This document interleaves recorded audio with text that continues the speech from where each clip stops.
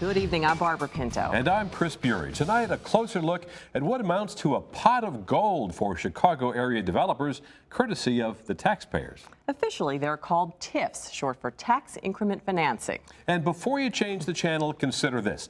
Billions of tax dollars are being spent on all kinds of projects with very little oversight. Tonight, we take a look at how they work, the economic benefit they generate, and the impact TIF districts have on the lives of ordinary citizens. This development, just to give some sort of perspective, is going to be more than twice the size, 2.5 times the size of the Loop. A slick promotional video heralds lakeside development, 600 acres of prime lakefront real estate, once home to the old U.S. Steel and Southworks plants on Chicago's southeast side. The old site's new upscale look includes 13,000 single-family homes, 3 high-rises, boat slips, parkland, and schools. Developer McCaffrey Interest, a private company, will get nearly $100 million in public tax money, or TIF funds, to build the massive project. Other beneficiaries of TIF millions include corporate giants Walmart and Whole Foods, opening stores on the south side, but also high-rises in the heart of the high-rent Loop.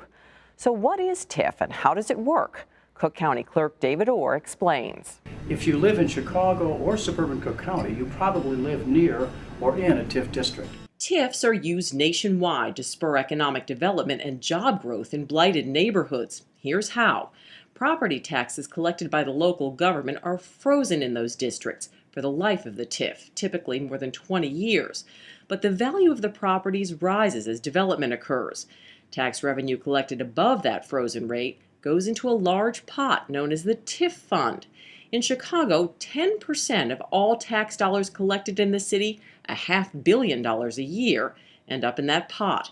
Critics call it a slush fund doled out with little oversight by the mayor, and say many TIF-funded projects never deliver the economic benefits they promise. Still, more than 500 TIF districts have been created in Cook County since 1979. Sylvia Ortega lives in one on Chicago's southeast side, next door to the lakeside development. She's lived here for 50 years now. I still have my same neighbors. You know, I have the Laskowskis on this side, and I have Dolores and Michael Burns on the other side. Living in a TIF district comes with benefits. Sylvia was able to use those tax dollars to renovate her home, adding a front porch and new windows. Her dad, 2 doors down, got new siding. The neighbor across the street added a front porch too. But Sylvia has concerns that TIF and the new lakeside development will change the face of her neighborhood.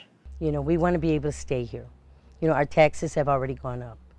I didn't realize how much, but at least by $1,000. That's where the Alliance of the Southeast comes in.